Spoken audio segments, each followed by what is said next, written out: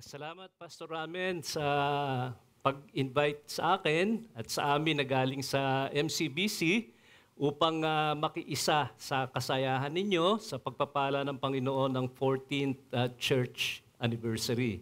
Pinagpipray namin kayo lagi and sana may the Lord help you to advance His kingdom in this place and to fulfill His purposes through you and the church dito sa lugar na ito. So, a blessing sa akin na makabalik after 10 years yata na hindi na nakapunta dito sa inyo. 6 years.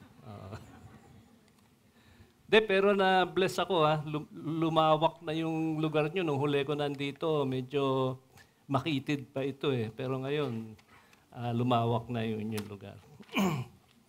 Sige, manalangin po muna tayo at hilingin natin ang tulong ng Panginoon sa ating pagbubulay-bulay ng Kanyang salita. Let's pray. Our Father in heaven, we recognize that you are the source of all true wisdom. Your stores of knowledge are immeasurable. Your ways are past finding out. And if we are to address our insufficiency and inadequacy in all things, but especially in understanding your word, we look to you that you would be the one to supply the help and the wisdom that we need in order to profit from your word. So we ask, Lord, in faith, that you would be pleased to grant the help that we need in order to profit and benefit from your word this afternoon. So we ask all of these things only in Jesus' name. Amen. Ewan ko kung kilala nyo to, baka kilala nyo ang isang lalaki na siya'y nabuhay sa gitna ng maraming mga hayop.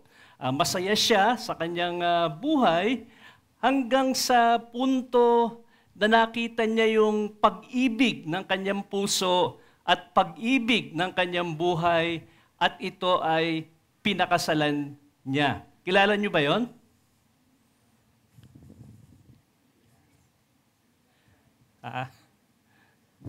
Sina? Tama sila. Ito ay si Tarzan. Si Tarzan po ay ipinanganak sa gubat, lumaki siya ng walang magulang, masaya siyang kasama yung mga hayop, kaibigan niya ito, hanggang sa punto na nakita niya yung pagmamahal ng kanyang buhay, isang babae na pinakasalan niya. At nagkaroon siya ng pagkakataon na tumira sa syudad na kung saan nanggaling yung kanyang asawang babae. Pero mga kapatid, may mapait na karanasan si Tarzan nung siya'y tumira sa syudad.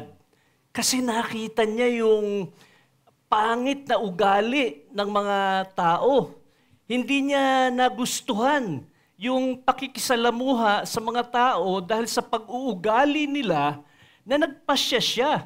Makabalik na lang nga doon sa gubat, mas masaya ako na kasama itong mga hayop kaysa sa nakakasalamuha ko itong mga tao na hindi ko magustuhan ang mga ugali nila.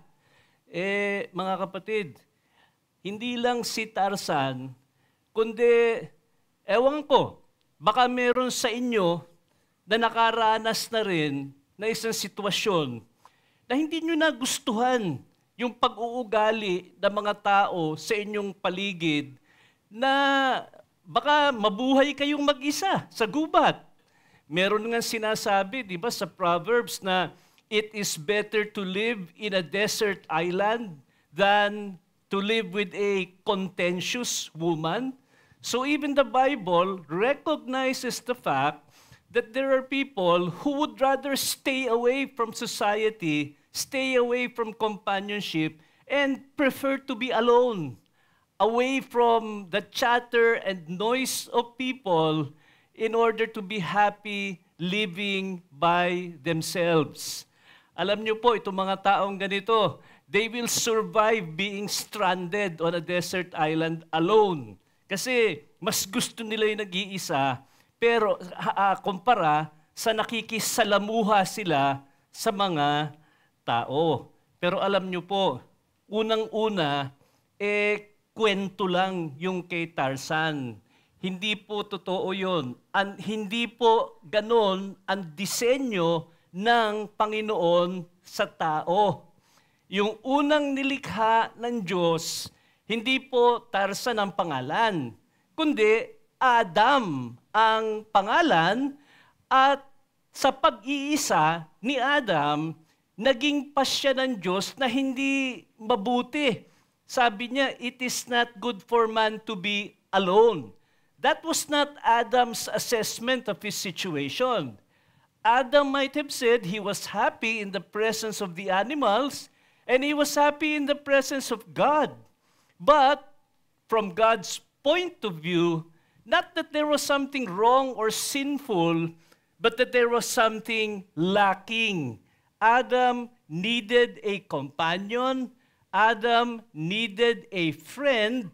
Adam needed a helper who was just like him. He needed someone to be beside him. And dito sa account ni Adam at saka ni Eve, I believe we see the beginnings of human social interaction which has blossomed into what we call fellowship. It is the will of God that man, the creature made in His image, mingle and interact with each other. Yan po ang kalooban ng Diyos. Ngayon, salamat Pastor Ramen, hindi naman komplikado yung topic na na-assign sa akin tungkol sa fellowship. And may dalawang bahagi lang po itong message natin ngayong hapon. Unang-una, the foundations of fellowship, and then secondly, the importance of fellowship, where I will give you 6 points as to why fellowship should be considered an important part of our lives and of our ministry. So first of all, the foundations of fellowship, mga foundational principle po. Unang-una, ano ba ang fellowship? Without going into too much technicality, I don't want to weary you with too much detail. The Greek word basically means shared interest or common experience. Shared interest or common experience. Thus, in fellowship, there is commonality, there is unity, there is oneness, belongingness, and a sharing that binds people together. So there's a common interest, a shared interest. The early church in Acts 2:42 found belongingness in things shared together, things that were common or things that they were united in. Pero anong diferensya, mga kapatid, sa Christian fellowship sa mga social organization na pwede nating sabihin na meron din silang mga shared interest o common interest? Anong diferensya? Makikita po natin sa 1 John chapter 1. Kaya gusto kong hilingin na buklatin po natin ang ating mga Biblia sa 1 John chapter 1 kasi makikita po natin sa 1 John chapter 1 ang dalawang bagay patungkol sa particularity ng Christian fellowship. 1 John chapter 1.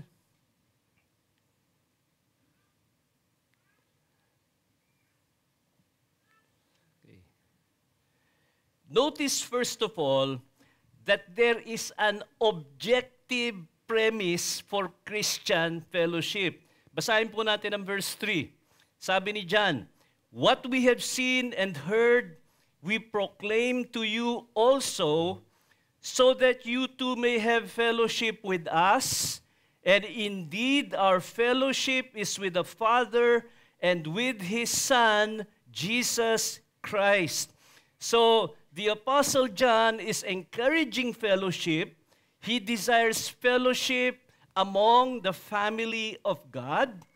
But then, notice that he says, that you too may have fellowship with us, and indeed our fellowship is with the Father and with His Son, Jesus Christ. That's the commonality. That's the premise. There can be no true fellowship apart from our fellowship with the Father and with His Son, Jesus Christ. That's the objective premise of Christian fellowship. Kaya nga mga kapatid, kung merong isang tao na isang tunay na mananampalataya na hindi natin kapareho ng paniniwala, sabihin natin siya isang Arminian o siya isang Pentecostal, pwede ba ako makipagkamay sa tao na yon? Oo, pwede. Sapagkat kung siya'y tunay na mananampalataya, nandoon yung objective premise natin, yung objective basis ng Christian fellowship. Sa Christian fellowship, mga kapatid, hindi tayo-tayo lang na Reformed Baptist. Marami pang ibang uri ng mananampalataya na maaaring hindi natin kapareho ng pag-unawa sa salita ng Diyos na pwede nating makasalamuha, pwede nating kamayan in the spirit of Christian fellowship. Why? Because they have fellowship with the Father and the Son, Jesus Christ. They have been reconciled to God. They have been forgiven of their sin. They have trusted in Jesus Christ as their Savior and Lord. They possess the promise of eternal life. We can have fellowship with them. Our circle of fellowship should not be constricted or limited to ourselves alone, but we can shake the right hand of fellowship with people even if they do not agree with the 1689 or with the 5 points of Calvinism. Why? Because they have fellowship with the Father and the Son, and we are all the same in that conviction. Ano? But then, mga kapatid, hindi lang yan ang makikita natin dito. Meron ding subjective basis ang fellowship, hindi lang objective. Ibig sabihin ng objective, hindi nababago, nandyan lang. Pero meron din subjective basis ang fellowship kasi basahin po natin ang 1 John chapter 1 and verse 6. If we say that we have fellowship with Him and yet walk in the darkness, we lie and do not practice the truth. But if we walk in the light, as He Himself is in the light, we have fellowship with one another, and the blood of Jesus Christ, Jesus His Son, cleanses us from all sin. To say that we have fellowship with God is not enough. We need to know the truth and to walk in the truth. That ang ibig sabihin po ng subjective factor sa fellowship, ito po ay nagbabago pagdating sa degree nito. Kasi pwede man tayong makipag-fellowship sa mga taong kaiba ang paniniwala sa atin, bagaman sila'y mga tunay na mananampalataya, hindi pare-parehong pagkakaunawa ng katotohanan na galing sa Diyos na you would expect that we would have closer fellowship of believers of like-minded faith and persuasion compared to believers who do not have the same mind as us in many different teachings. Ibig sabihin, may dahilan kung bakit mas malapit yung fellowship natin bilang mga Reformed Baptist churches, meron tayong Reformed Baptist camp, may mga conference tayo, may mga fellowship tayo na hindi naman kasama ang ibang mga mananampalataya na iba ang conviction nila pagdating sa katotohanan. So there's a subjective basis, and that is the understanding of truth. God is truth, and we are to know the truth But reality tells us that not all have the same degree of the knowledge of truth, and to the degree that we have the same understanding of truth, to that degree, we have more intimate and closer fellowship. Pero hindi lang po ito knowledge ng truth. Ano? Nakalagay dito, if we do not walk in the light, as He Himself is in the light, we do not have fellowship with one another. Our fellowship is affected by our walking in the truth. Hindi lang po yung pagkakaunawa ng katotohanan ng Diyos ang mahalaga, kundi yung paglakad po sa katotohanan na yon. Hindi sapat na marami tayong alam. Hindi sapat yung ating kaalaman. Kailangan lumalakad tayo ayon sa katotohanan. Ipinamumuhay natin yung ating paniniwala. Nakikita sa ating buhay yung sinasabi ng ating bibig. And to the extent that we apply the truth in our lives, lalong lumalago ang fellowship natin sa isa't isa. The godly walk with the godly.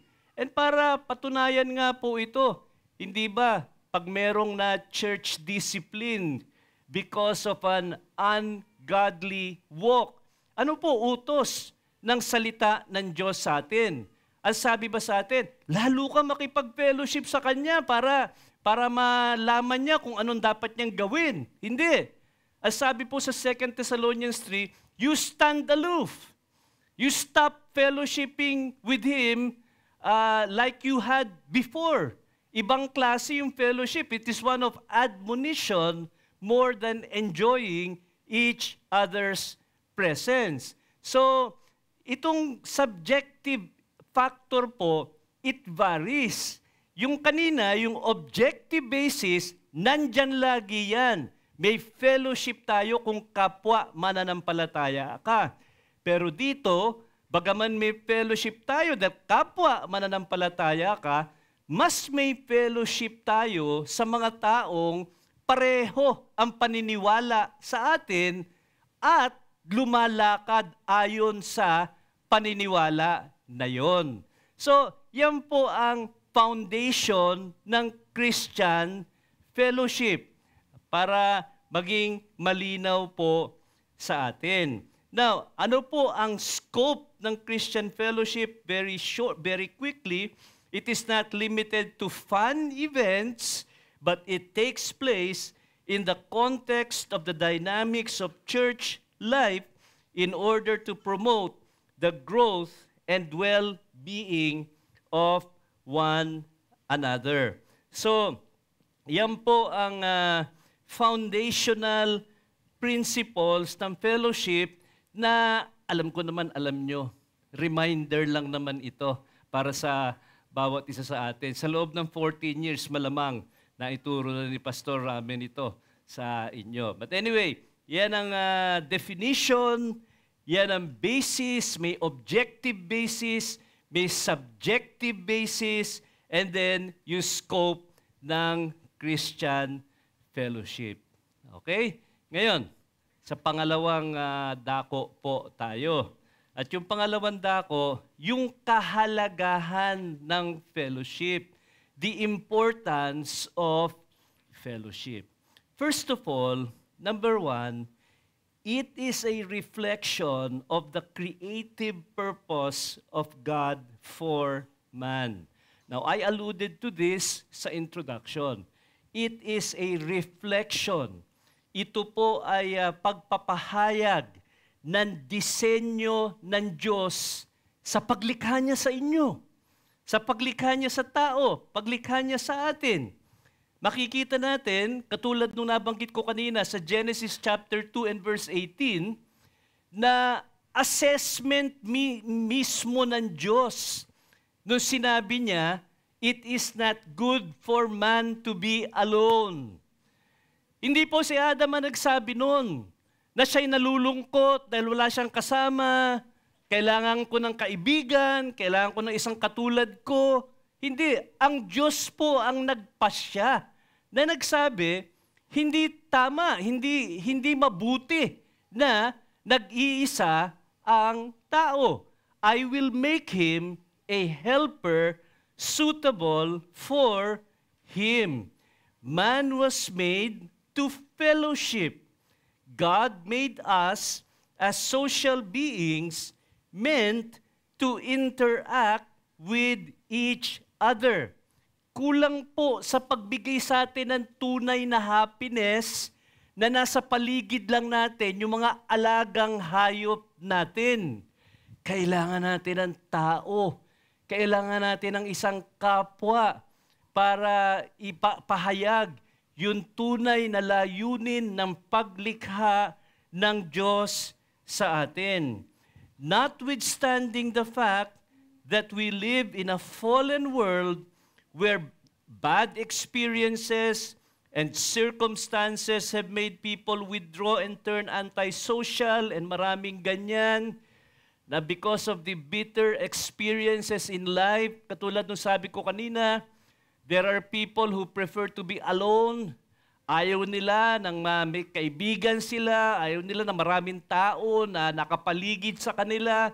They become antisocial, they become introverts, they would prefer the quietness of solitariness compared to that chatter of people around them. Why? Because they have had bad experiences with people. Pero hindi lang yun.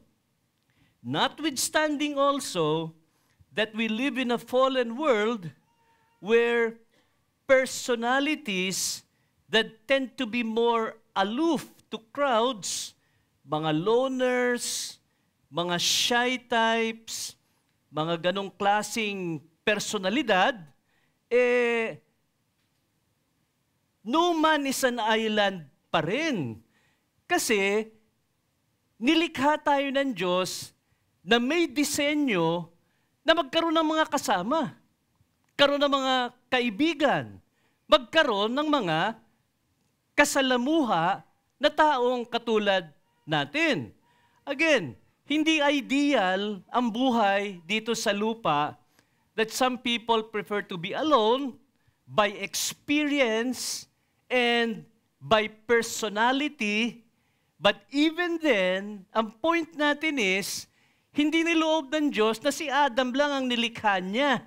Naglikha siya ng tao at itong mag-asawang ito, lumaki bilang pamilya, lumaki bilang isang bansa na itong sanlibutan natin ay napuno ng mga tao na ang kalooban ng Diyos ay makisalamuha sa isa't isa ng may pag-ibig at may kapayapaan.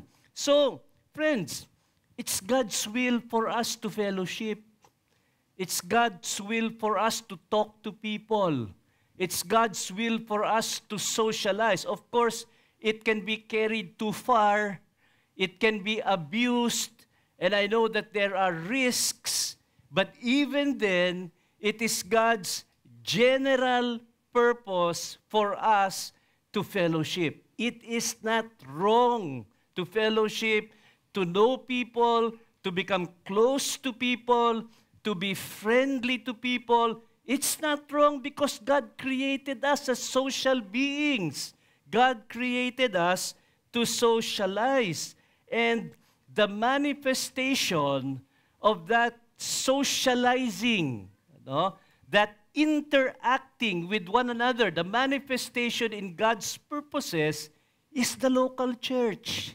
Yung fellowship sa local church.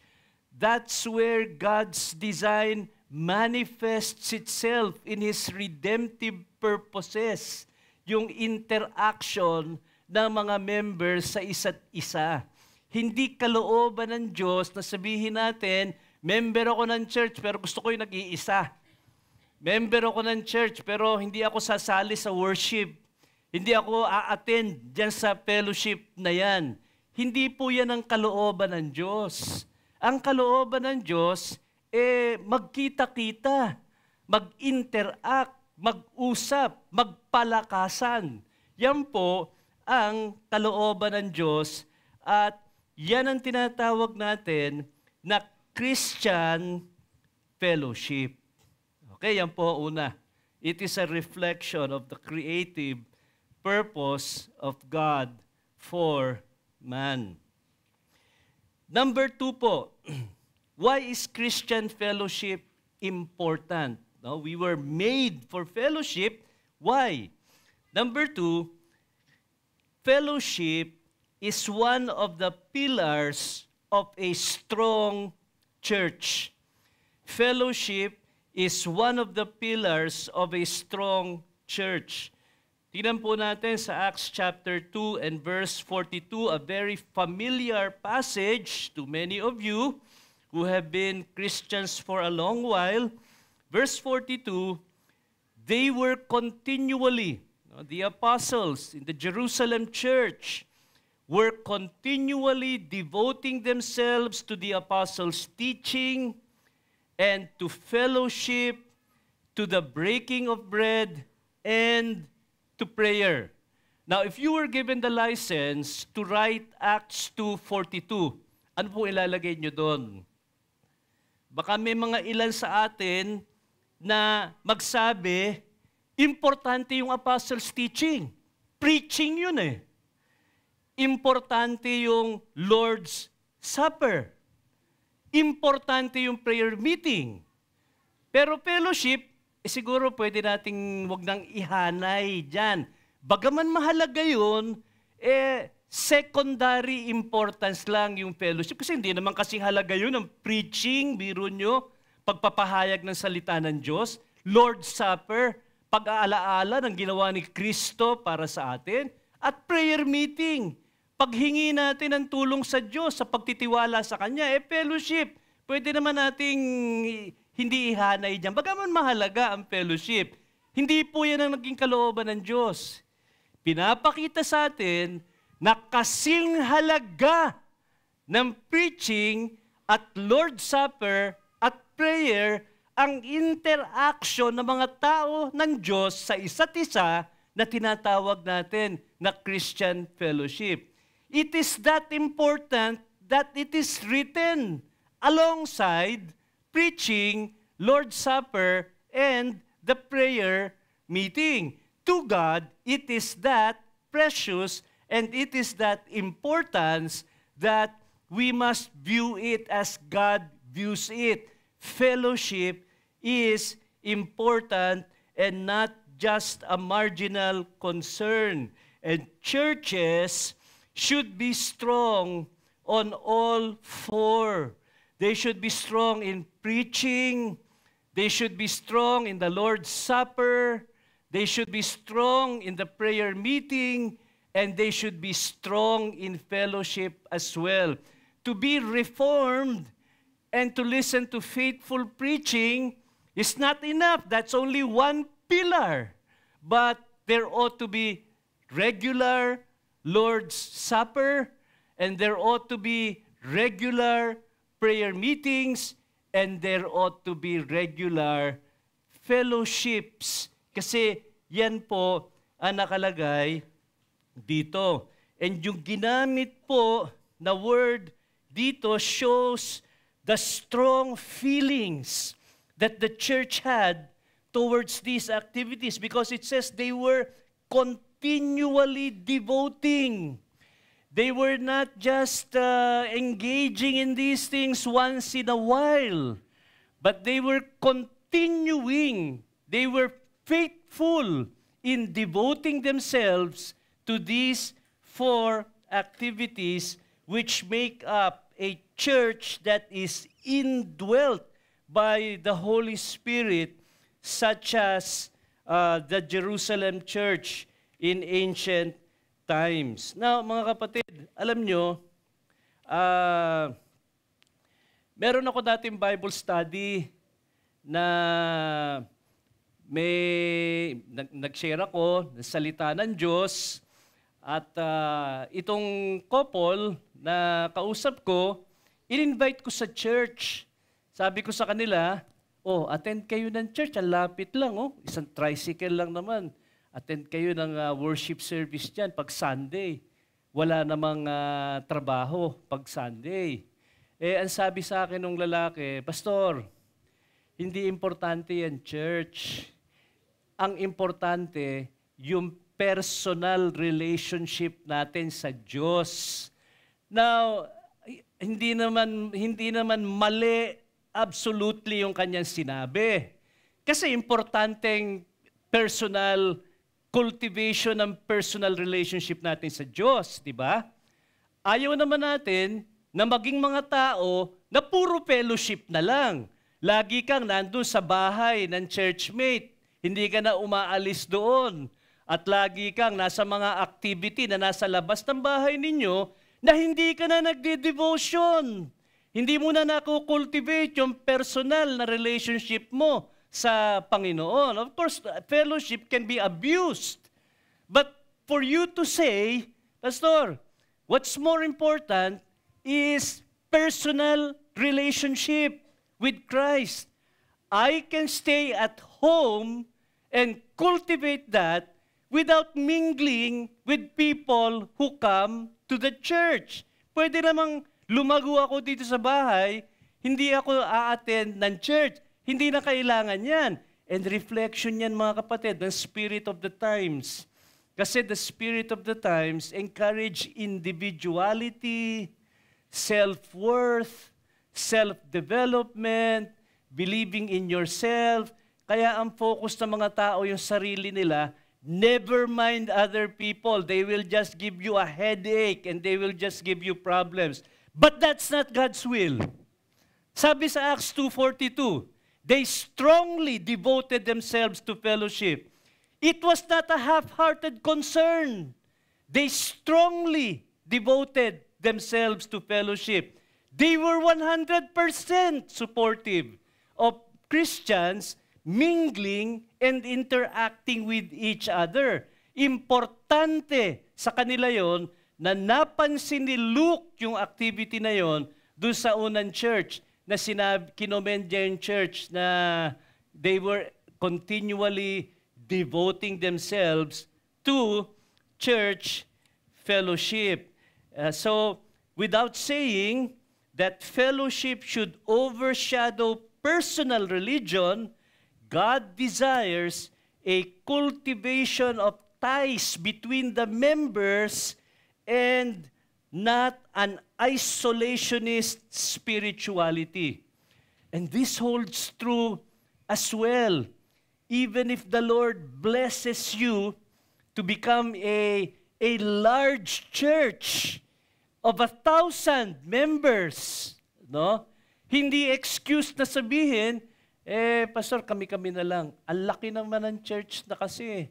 Hindi ko na makikilala yung mga iba. Hindi na kaya. So, maliit na grupo na lang kami dito.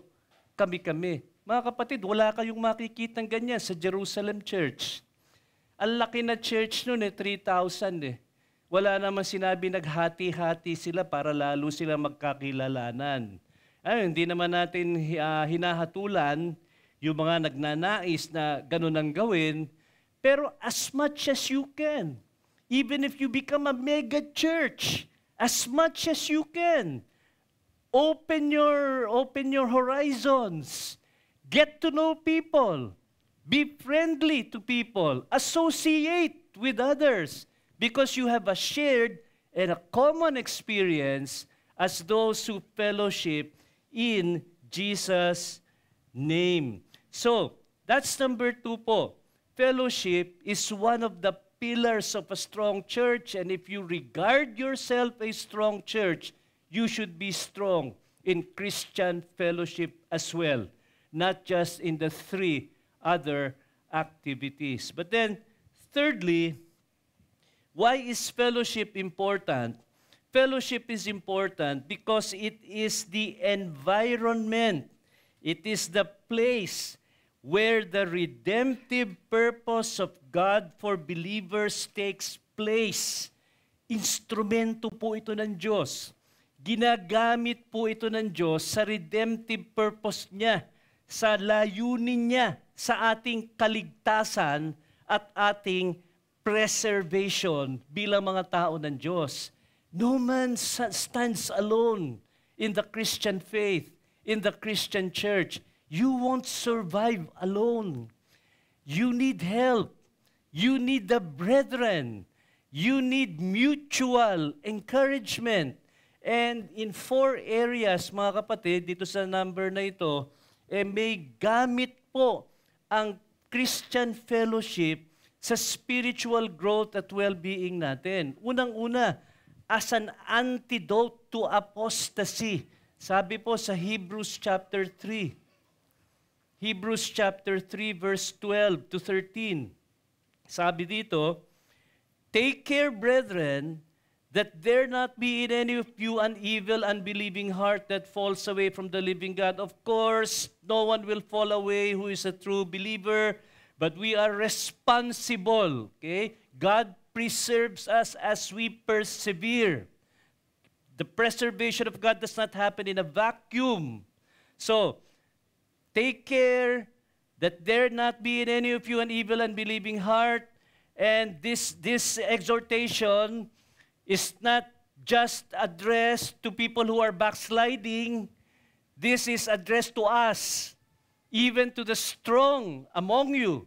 Take care thou that you do not fall away. 13, but encourage one another day after day, as long as it is still called today, so that none of you will be hardened by the deceitfulness of sin. Brethren, do not underestimate the power of mutual encouragement. That's what the Bible says. Encourage one another regularly so that no one falls away. Yan ang sabi. Hindi tayo mas marunong sa Diyos. Sabi ng Diyos, ginagamit ko yan para ingatan kayo sa apostasy. Pero hindi lang as an antidote to apostasy, but as a catalyst for loving service. As a catalyst, as a stimulus for loving service. Hebrews chapter 10. Hebrews chapter 10, verse 24 to 25. Sabi sa verse 24, "Let us consider how to stimulate one another to love and good deeds, not forsaking our own assembling together as is the habit of some, but encouraging one another, and all the more as you see the day drawing near." Notice the context. It is the assembling together. It is Christian fellowship. And what do you do when you assemble together? Sabi, consider how to stimulate one another, to provoke one another, not to provoke to anger, not to provoke to hatred, but to provoke to love and good deeds. Hindi lang po, pastor, ang may trabaho pag Sunday, pag nag-gather ang mga tao ng Diyos. At hindi lang trabaho natin na maghugas ng pinggan o maglinis ng church building pag Friday. You are being put to task by this verse. Sinabi dito, I assign you to provoke the others to love and to good deeds. Every one of you who is a member of the church is given the label encourager. I want to encourage the others to love and to serve. So may gawain po tayo. Wala pong maaaring magsabi na porket hindi siya pastor, hindi siya deacon, hindi siya na-assign ng trabaho, na wala siyang gagawin. Hindi. Puno po ang kamay natin ng tungkulin kung isasaalang-alang po natin. Itong sinasabi sa Hebrews chapter 10 na nangyayari when we assemble together. But not just as an antidote to apostasy, as a catalyst for loving service, but also as a means of revival and strengthening. Ano ginagamit po ng Diyos? Tingnan natin ang 1 Thessalonians chapter 5 and verse 14. Ang sabi po dito, "We urge you, brethren, admonish the unruly, encourage the faint-hearted, help the weak, be patient with everyone. Again, this is an expression of interaction, of social interaction amongst the brethren. The church will never lack people who will be faint-hearted, who will be weak, who will be weary and tried, and at times people will be unruly, who will need rebuke. Mga kapatid, the means of correction, the means of admonition, the means of encouragement is none other than Christian fellowship. It is people walking up to other people to talk with them privately, to encourage them, to rebuke them, to strengthen them. Fellowship is a means of reviving one's faith. Yan ang sinabi po dito ng salita ng Diyos. Ilang pagkakataon, mga kapatid, na down kayo, na nung pumunta kayo sa church, may kumausap sa inyo. At yung sinabi niya sa inyo, nakapagpalakas sa iyo. Ang tendency kasi ng iba, pag down sila, di mo na ako attend ng church. You're missing something, my friend. You are missing the encouragement of the brethren which may lift you up. Baka yun ang kailangan mo, na-miss mo. Paano? Gusto mo lang na nasa bahay ka, nagmumukmuk ka doon, yes, nagpe-pray ka, okay, for God to revive, but you have to remember that God uses means. And yes, He uses the means of His Word, but He also uses the means of concerned brethren, brethren who love you and who desire to see you revived and strengthened. Do not underestimate the instrumentality of Christian fellowship for that purpose. Ginagamit yan ng Diyos. Hindi lang antidote to apostasy, catalyst for loving service, means of revival and strengthening. And by the way, may isa pang text, Proverbs 27:17, yan ang naging theme ng family day namin, iron sharpens iron. So one man sharpens another. Again, that takes place in the context of Christian fellowship. So fellowship is where meron pa palang 4, as a focused ministry for specific needs. Kaya nga, meron tayong mga married couples fellowship na ina-address yung needs ng couples, singles fellowship, men's fellowship, women's fellowship, young people's fellowship, seniors fellowship, na nakasama namin ng mga seniors ninyo nung ilang buwan na nakalipas na nag-enjoy kami na nakasama.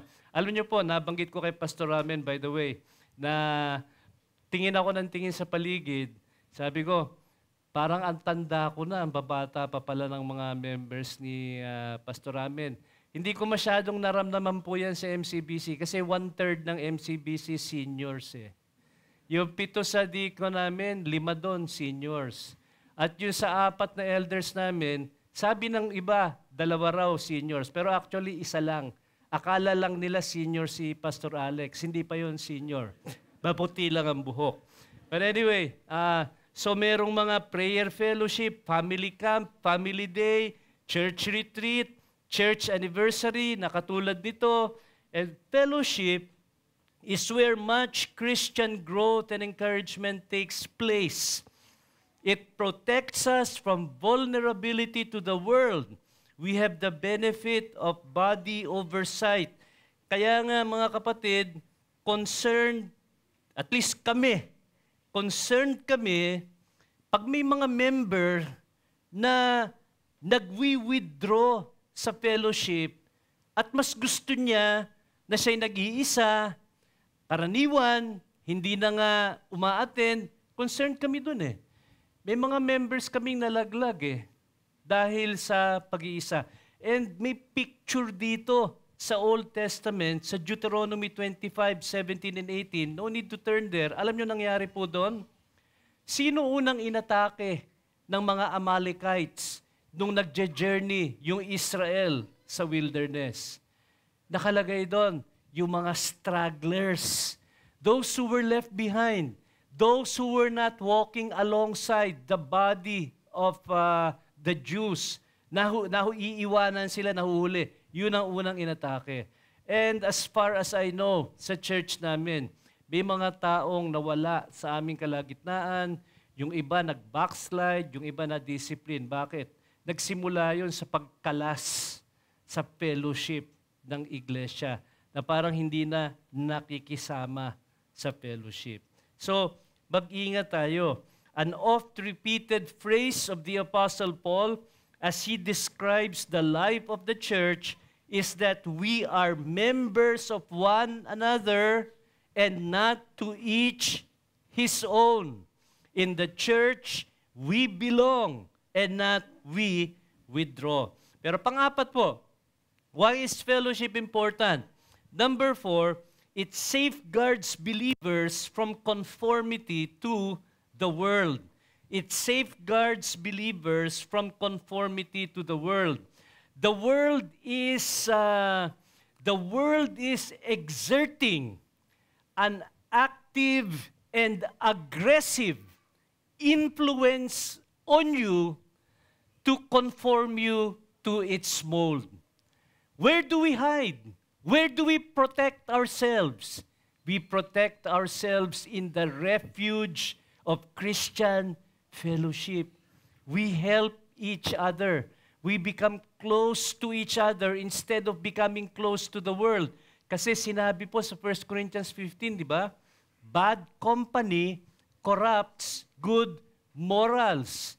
Tayo po'y nakikisalamuha sa mga tao sa mundo, sa ating trabaho, sa ating paligid, sa ating pamilya, marahil, mga hindi pa mananampalataya, saan tayo kumbaga nakakahanap ng kapareho nating pag-iisip na may liwanag sa ating mga puso, sa kapwa mananampalataya. Kaya nga sinabi rin sa 2 Corinthians chapter 6 verse 14 and 15, what fellowship does darkness have with light? Those who are in the light fellowship with those who are in the light, and they mutually strengthen themselves in that fellowship in order to resist the advance of the world. Those who walk with the wise will become wise, but the companion of fools will suffer harm. Sana po ang best friend natin isang mananampalataya. Sana ang mga ka-close natin ay mga kapwa mananampalataya. Imbis na mga taong hindi natin kapareho ng prinsipyo. I'm not saying that we become people haters, okay? Don't take this to an extreme that we will hate everyone else except for the members of the church. No, we are not people haters. We reach out to people just as Jesus reached out to sinners. We reach out to people, but then those who are close to us, our close circle of friends, may that be our refuge because our close circle of friends are believers just like us, and we have fellowship with them because they are in the light and not in the darkness. So yan po ang number 4. Number 5, bakit mahalaga ang fellowship? Because fellowship is a good witness to the world. Fellowship is a good witness to the world. Ano sinabi ni Jesus sa John 13:35? By this you will know who my disciples are. Ano po makikita doon sa mga disciples?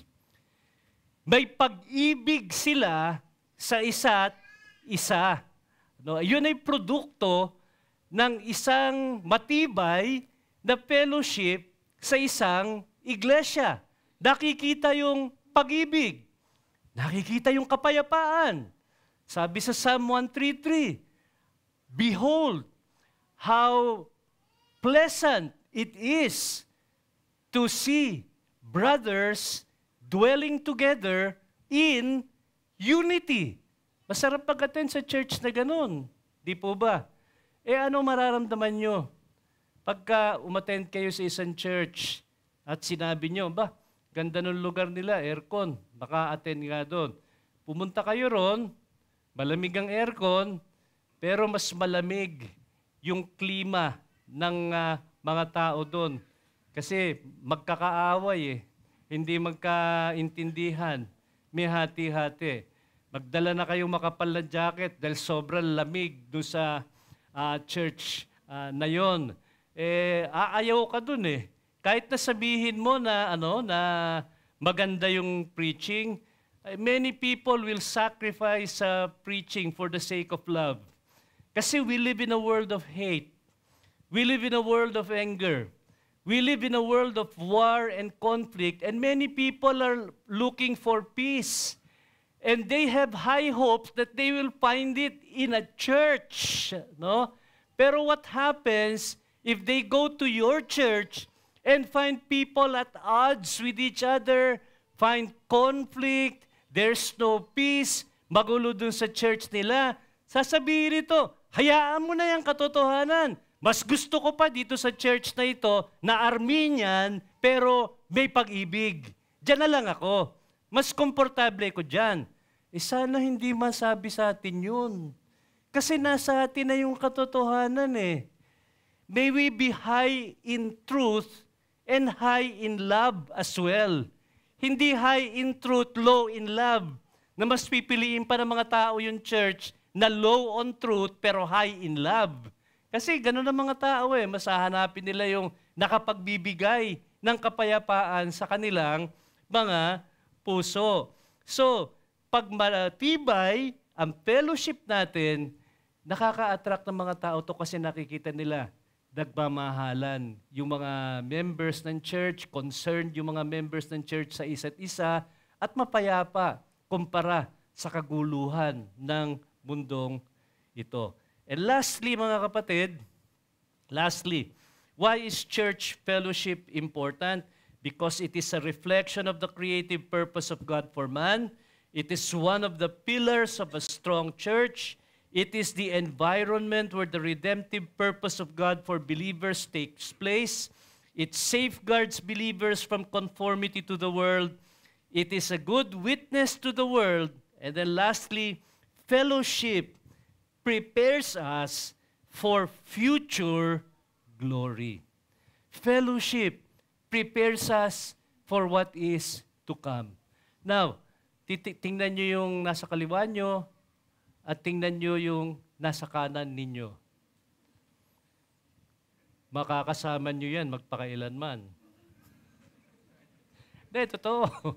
Kung siya'y mananampalataya, makakasama nyo siya sa langit. Bakit kayo nagtawanan? Parang di nyo matanggap.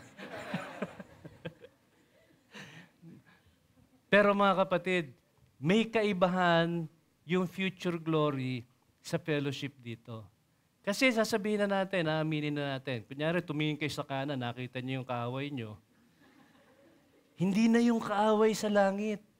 Kasi yun ay ginawang perpekto na ng Diyos. Dito sa lupa, we may have friends, but sinning friends. But in glory, we will have perfect friends without any sin. Na hindi tayo lalayo sa Kanya, kundi lalong magiging malapit dahil wala nang hadlang ng kasalanan. Binago na ng Diyos. Ginawa ng perpekto. Mga kapatid, this is a good place to start. Church fellowship is a good place to start. It is practice, kumbaga, for future glory and future eternal fellowship in the presence of God. And so, as a concluding word, let us value fellowship as God values fellowship. I'm happy to see a church na sa tingin ko malakas ang degree ng fellowship sa inyong kalagitnaan. Sana lumago pa. Sana mas matingkad pa, sapagkat ang isang matingkad na fellowship nakakapagbigay ng luwalhati sa Diyos, nagiging magandang patotoo ng Ebanghelyo kung matibay ang inyong samahan. Pero baka may kinakausap ako dito, kaibigan. Baka wala pa tayo kay Jesus. Hindi masama na makisalamuha ka sa mga members ng church na ito. Hindi masama na sumali ka sa mga anniversary, sa worship, pero unahin mo muna yung fellowship kay Kristo. Sa pamamagitan ng pananampalataya at pagsisisi, magkaroon ka muna ng ugnayan sa Kanya. Kasi sabi ko kanina, yan ang objective basis ng fellowship. Hindi porket umaattend ka lang, sabihin mong religyoso ka, sumasama ka sa mga fellowship, maaari na kaming makipagkamay sa inyo sa tunay na fellowship. Hindi po. Yung objective premise, walang iba kundi si Jesus. Lumapit ka sa Kanya, isuko mo ang buhay mo sa Kanya, at kilalanin mo siya bilang inyong tagapagligtas at Panginoon. Manalangin po tayo. Salamat po, Panginoon, sa pagpapaalala sa amin ng kahalagahan ng Christian fellowship. Naway lalo niyong patibayin ang fellowship ng Scripture Alone Baptist Church. Naway lalo silang lumago sa pagpapalakas sa isa't isa at lalong tumibay ang kanilang pagkakaisa na magamit niyo sila bilang malakas na patotoo dito sa kanilang kalagitnaan at maluwalhati ang inyong pangalan sa kanilang kalagitnaan. Ito po ay dalangin namin sa pangalan ni Jesus. Amen.